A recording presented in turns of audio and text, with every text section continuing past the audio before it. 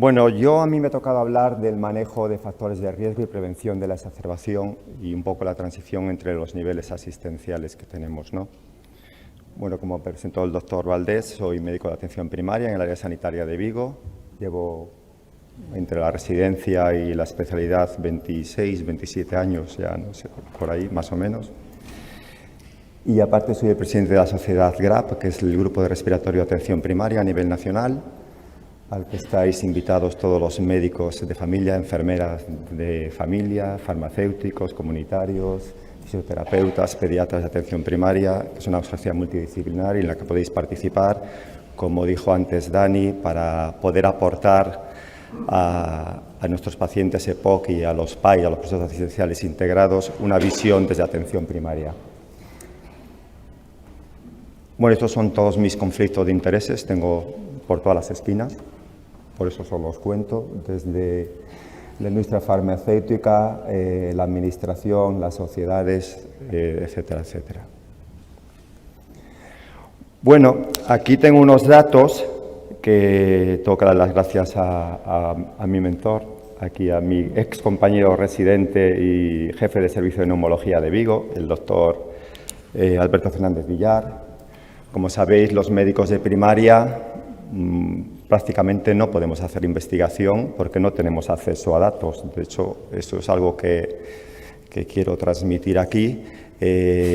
Todos los trabajos y todo lo que podamos hacer se saca de nuestro tiempo extra, de las colaboraciones de compañeros como Alberto, Cristina y otros compañeros que colaboran con nosotros en ofrecernos datos estadísticos, porque nosotros no podemos acceder desde nuestra propia consulta o desde los despachos del centro de salud a los datos ni de nuestra comunidad ni de nuestro propio centro de salud. Es muy triste, pero es así. Tenemos que ver nuestros 50, 60 pacientes diarios y tenemos que hacer actividad asistencial. Y recuerdo que ese fin de semana el decano de la facultad, que celebrábamos los 25+1 años de la licenciatura, nos pedía que por favor acogiéramos a los estudiantes de medicina. No decimos que no, pero allí todo el mundo decía es muy complicado con las agendas que estamos teniendo acoger estudiantes de medicina cuando está siendo tan difícil acoger a los propios médicos residentes y formarlos o por lo menos encauzarlos en el camino que consideramos que tienen que tener.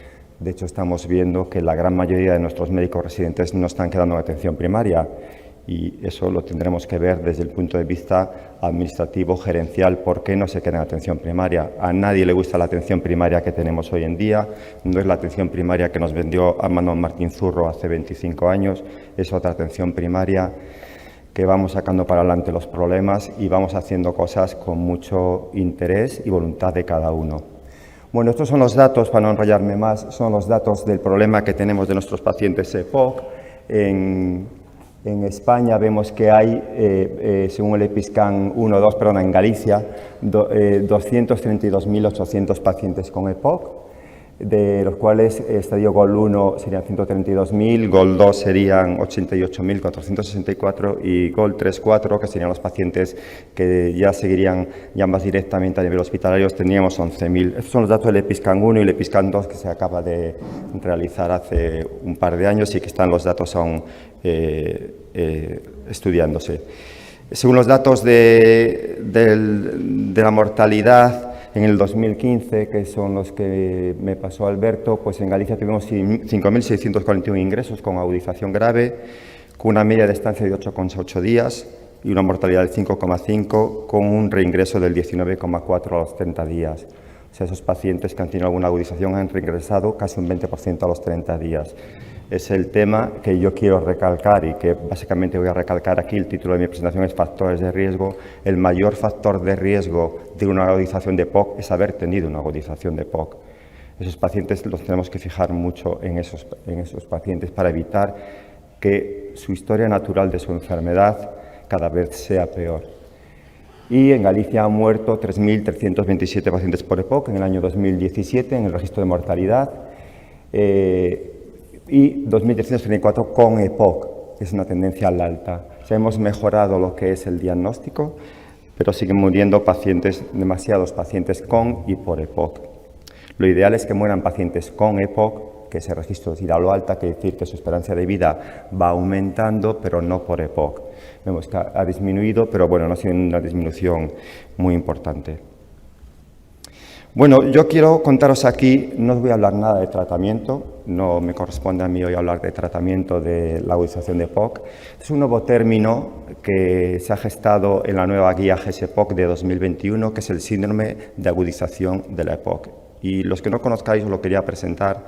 Básicamente es lo mismo que teníamos hasta ahora, pero un poco recalcando ciertas cosas. Como se habrán comentado Alberto y Diego, nuestros pacientes EPOC no es un ente aislado, sino que tienen sus comorbilidades, tienen sus aspectos sociales y siempre hay un factor desencadenante normalmente que produce ese paciente EPOC, que normalmente suele ser el tabaquismo o una contaminación ambiental o la biomasa, ¿no? Esos pacientes pueden llegar a sufrir un síndrome de agudización de EPOC por varios tipos de mecanismos, que tampoco vamos a pararnos ahora, tanto biológicos como fisiopatológicos, pero que nosotros vamos a poder ver a través de los signos y síntomas que nos presenta ese paciente, ¿vale? Y vemos al final de la... No funciona esto de la flechita, creo, ¿no? Vemos al final que diferenciaríamos unos fenotipos, endotipos clínicos y habría unos rasgos que podrían ser tratables y que podríamos tratar para evitar que esos pacientes que hemos metido todos en el mismo saco realmente no son iguales y que podríamos tratar, y os lo comentaré un poquito más adelante. ¿Cómo nos define GES-EPOC 2021 el síndrome de agudización de EPOC?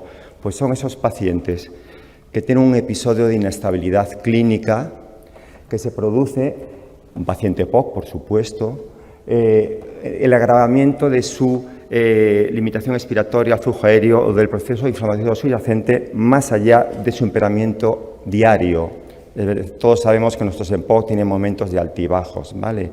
Pero ese empeoramiento, esa inestabilidad clínica respecto a esa situación basal que tenía el paciente es lo que conocemos como síndrome de agudización de EPOC. Yo he estado en un montón de debates grandes, pequeñitos, de tú a tú con compañeros y me dicen, bueno, ¿y por qué dices que es una agudización? A lo mejor dejo de tomar el tratamiento. Por supuesto hay que comprobar esas cosas. Son causas también de descompensación, que no precisamente agudización.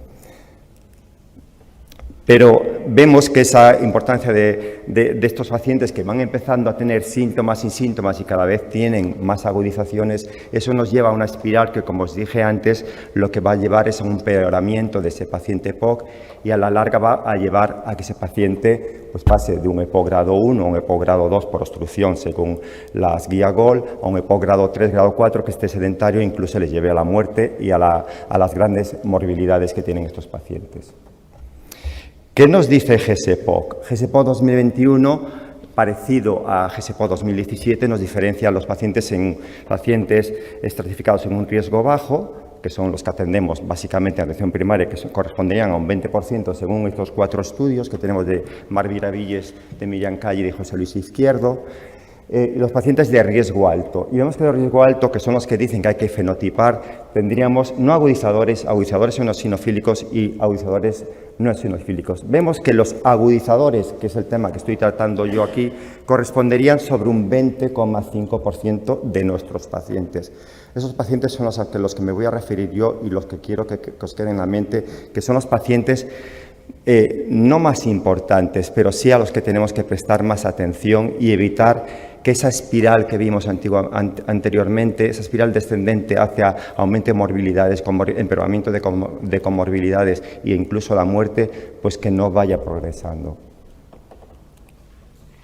Para eso es muy importante el control clínico. Hasta ahora todos conocíais que en el asma ya se hablaba de control clínico, en EPOC no se hablaba de control clínico, pues en GES-EPOC 2021 ya se habla de control clínico. Y yo creo que esta diapositiva la he puesto porque me parece muy importante, porque con esto tenemos que valorar a todos nuestros pacientes EPOC y saber si están estables y si tienen un bajo impacto clínico. Y en función de estos 6 criterios vamos a decidir actitudes terapéuticas o actitudes de cambio en nuestros pacientes EPOC. Para ello, la estabilidad se valora durante 2 criterios, que si el paciente preguntarle cómo está respecto a su última visita, si está igual, mejor o peor. Y si ha presentado alguna agudización en los últimos 3 meses. Para decir que un paciente está estable, tiene que cumplir esos 2 criterios. O sea, tiene que estar mejor o igual, pero no empeorar, y no haber tenido ninguna agudización en los últimos 3 meses. También tenemos que valorar el impacto clínico que tiene ese paciente, que son las I's que veis ahí. Y el impacto clínico lo valoramos en función de 4 ítems. El color del esputo, que todos sabéis de sobra, el esputo ese purulento, amarillo, verdoso, pringosillo, ¿no? Que es el que nos diría Antonissen que es un criterio de antibioterapia ya de por sí. ¿Cuántas veces se utilizó la medicación de rescate? Los SABA, el terbutalina, salbutamol o hipatropio, ¿vale? En las últimas semanas. ¿Cuánto tiempo ha pasado al día caminando en la última semana? Un paciente que vemos que ha dejado de caminar es un paciente que se está volviendo sedentario, algo está cambiando, ¿vale? Tenemos que fijarnos en esto, pues en un impacto clínico, el dejar de hacer ejercicio físico o dejar de hacer tu actividad física, eso tenemos que darnos cuenta que algo está pasando ahí. Y el cuarto ítem del impacto clínico sería el grado de disnea actual, que lo vamos a valorar en función de si es un EPOC con una obstrucción grave mayor del 50% o una obstrucción moderada menor del 50%. Como veis, para que un paciente sea estable, hemos dicho, tiene que cumplir los 2 criterios clínicos, y para que tenga un bajo impacto clínico tiene que cumplir 3 criterios. Con un paciente con una obstrucción moderada, una disnea entre 0 y 1, un paciente con una obstrucción grave con una disnea entre 0 y 2, que la medicación de rescate ha sido utilizada como mucho 3 veces a la semana, que el color del esputo sea blanco y que haga una actividad física por lo menos de 30 minutos al día. Yo creo que si hablamos de factores de riesgo, lo que os comenté antes, que no tengan agudizaciones previas, que es el mayor factor de riesgo, y hacer un control clínico bueno desde atención primaria, porque esto es atención primaria, cuando les llegue a neumología, medicina interna, geriatría o otros compañeros de hospital, a ADO, etcétera, etcétera. Todo esto lo tendremos que tener valorado nosotros.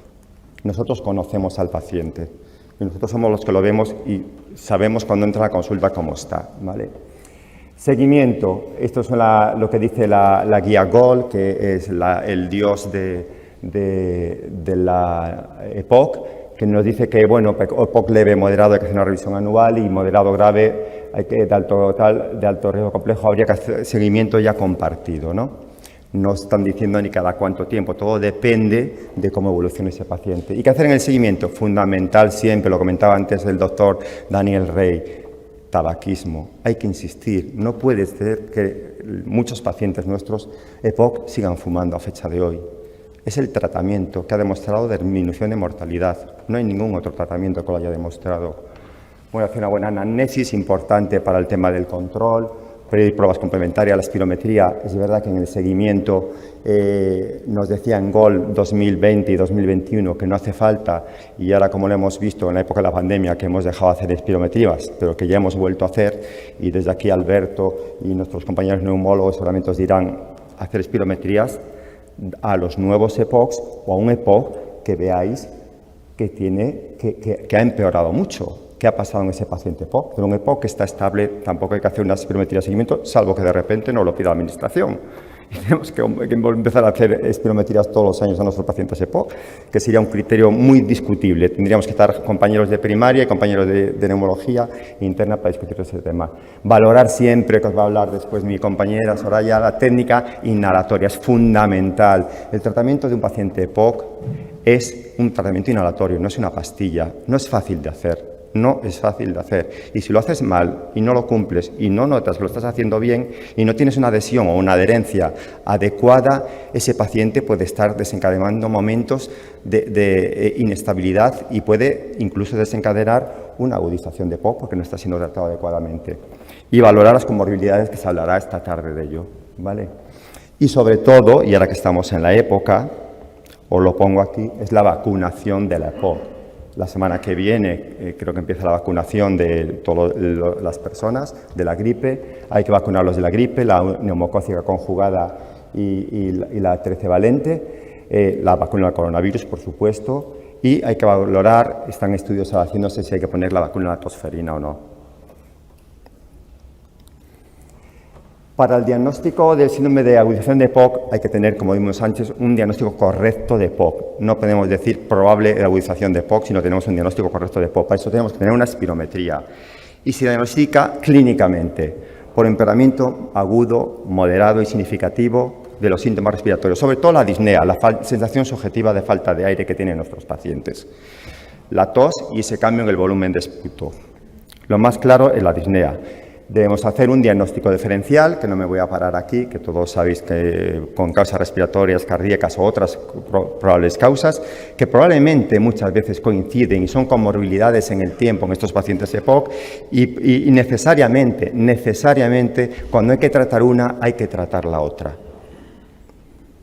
Y hay factores desencadenantes, son factores de riesgo estos factores desencadenantes. No todos son bacterias, no todos necesitan su amoxicilina, no todos necesitan su quinolona. La gran mayoría son virus y a veces ni son bacterias ni son virus. A veces son otras causas, como puede ser contaminación ambiental o lo que os he comentado antes, también los rasgos tratables que vamos a hablar y la mala adhesión a los tratamientos que le provoquen no una agudización, pero sí un paciente inestable, ¿vale? El riesgo se valorará en riesgo alto, bajo y moderado. Solamente necesitamos, según la nueva guía, como veis, 4 ítems que podemos ver en primaria, que es la disnea, la alteración del nivel de conciencia, la frecuencia respiratoria y un pulsosímetro. Nada más. Con esos 4 ítems podemos saber en qué momento de agudización están nuestros pacientes. Todo esto creo que después lo tenéis colgado o algo, o sea que no hace falta que copiéis nada. Y hay que distinguir situaciones que nos podemos encontrar. Nos podemos encontrar un paciente que le estamos dando un tratamiento para esa agudización y vemos que no mejora, sino que empeora dentro de esa historia natural de esa agudización. Eso sería un fracaso terapéutico y ese paciente necesitará un tratamiento adicional, ¿vale? Podemos tener ese paciente que desde que le acabamos el tratamiento anterior y las 4 semanas posteriores vuelva a empeorar. Eso es lo que conocemos como recaída, ¿vale? Tanto la recaída como las recurrencias, serían las que ya han pasado 4 semanas desde que acabó el tratamiento o 6 semanas desde que empezó la anterior, pero eso ya sería un episodio nuevo de agudización, de síndrome de agudización de POC. Y los rasgos tratables, como ves, son muchos. Rasgos como infecciones bacterianas, las infecciones eosinofílicas, las disfunciones ventriculares, acidosis respiratoria, hipertensión pulmonar, embolia pulmonar, bronquiolitis infecciosa, bronquiectasias. Muchas veces tenemos algo subyacente que nosotros no llegamos, necesitamos la colaboración de la atención especializada hospitalaria para llegar a esos rasgos. Pero sí hay un rasgo, que es el último que pone ahí, que es la problemática social, que os quería comentar, que los compañeros hospitalarios, Sara y Cristina Represas, que está por aquí, y agradezco a ellos el trabajo importante que están haciendo en EPOC, en nuestra área sanitaria, que es el trabajo SocioPOC, que valoraban las características sociales de ingresos en los pacientes con síndrome de agudización de POC, desde una perspectiva de género, y veían que había desigualdades que iban más allá de la expresión de la simple expresión de género en estos pacientes. Y el perfil social de esos pacientes con agudización de POC graves que ingresaban en neumología era muy desfavorable, sobre todo en las mujeres. Como veis, aquí hay una variación en función de los ingresos, ausencia de sueldo, trabajo activo, mayor en las mujeres, si viven solas, los transportes. Algunas dependen de género, simplemente el género es importante a la hora de la agudización de POC. Pruebas, no me voy a parar, pero sabéis las pruebas básicas que hemos dicho antes, un pulsiosímetro y sobre todo explorar al paciente y valorar esa gravedad. Ya el resto de las pruebas a nivel hospitalario, en función de la gravedad, si es una agudización grave o muy grave, le harán otro tipo de pruebas. Este es un estudio en el que he participado yo, que aún está sin publicar, que le llamamos estudio RESAP, es un estudio multicéntrico que hemos hecho en toda España y hemos valorado casi 300 pacientes con agudización de POC y quería comentaros para que veáis que en el centro de salud estos son pacientes atendidos con agudización antes de llegar al hospital, ¿vale? Por eso no aparece ninguno que se atendió en el hospital. El 75,17% los hemos atendido en el propio centro de salud, en el horario habitual, el 6,71% en el domicilio y el 18,12% en los PACs. Esta es la realidad. Los pacientes los estamos atendiendo día a día en nuestras consultas. Y veis que de esos 298 pacientes que hemos atendido en atención primaria, 285 los mandamos a domicilio y 12 fueron remitidos a hospital. Yo creo que es una gestión, una eficiencia bastante elevada. Es a nivel nacional. Vigo participó, pero es a nivel nacional. De los 285 que mandamos a hospital, 190 no hubo fracaso terapéutico, el tratamiento fue adecuado y hubo 95 de ese ítem que os conté, lo del fracaso terapéutico, ¿vale? Hubo 95 que en los siguientes 2 meses, un fracaso, 2 meses podíamos hablar ya de una recurrencia, ¿no? Ya estamos hablando de recurrencia y que necesitaron 73 hospitalización y 22, sin hospitalización, perdón, y 22 necesitaron hospitalización. Como veis, los que nosotros inicialmente tratamos, y como decía el doctor Randy Rey, son los pacientes los tratamos nosotros, salvo que vayan por su cuenta directamente al hospital, los que tratamos y seguimos nosotros lo hacemos medianamente bien, 190 atendidos correctamente de menos de 300. ¿Y por qué los derivamos al hospital esos pacientes? Pues los que se derivan al segundo nivel, no estamos hablando por urgencia, por reversión es por mala respuesta al tratamiento, la gran mayoría, historial de exacerbaciones, gravedad de la enfermedad, de las exacerbaciones o porque tienen comorbilidades muy importantes. ¿Y por qué los ingresan nuestros compañeros? Pues porque no mejoran, porque tienen algún componente de acidosis, hipercapnia, que necesitan ventilación mecánica no invasiva, neumonía importante que requiere ingreso, o que tenga comorbilidades, que es lo que van a hablar esta tarde, muy importantes, o que en el domicilio, que es el tema social también que hablábamos antes, el soporte domiciliario no sea suficiente. Esta diapositiva se la ha copiado al doctor Javier de la Fuente, que os va a hablar esta tarde de comorbilidades, y hablamos de alternativas a la hospitalización de pacientes EPOC. No queremos cerrar los servicios de neumología ni la planta de neumología, pero sí que hay que buscar algo más amigable, podemos decir, a nuestros pacientes EPOC, que son pacientes crónicos y sobre todo los que agudizan y que están cada 2 por 3 en la puerta del hospital. Pues los gestores de pacientes que ya tienen en neumología y creo que medicina interna en Povisa también tienen, sería un paso previo a esos pacientes que ingresan en el hospital. Garantizar la continuidad asistencial es fundamental, que haya un buen diálogo, una buena comunicación entre atención primaria y hospital, sobre todo a través del Janus o de la historia clínica electrónica que tienen en Povisa o en los hospitales que utilicéis, y situar al domicilio como el sitio preferente para establecer los cuidados del paciente. El hospital no es un sitio cómodo, ni bonito, ni la comida está buenísima, ni nada parecido. Y sobre todo, minimizar las acciones y duplicidades. ¿Qué le pedimos a nuestros compañeros de hospital?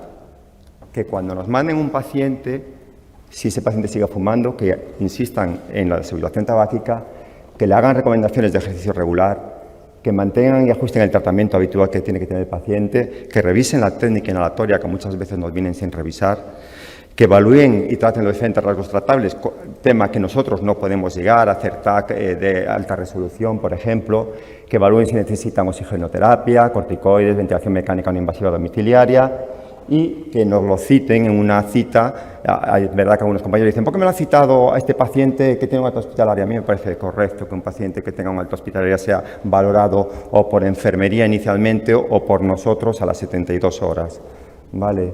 Y planificar los cuidados de enfermería.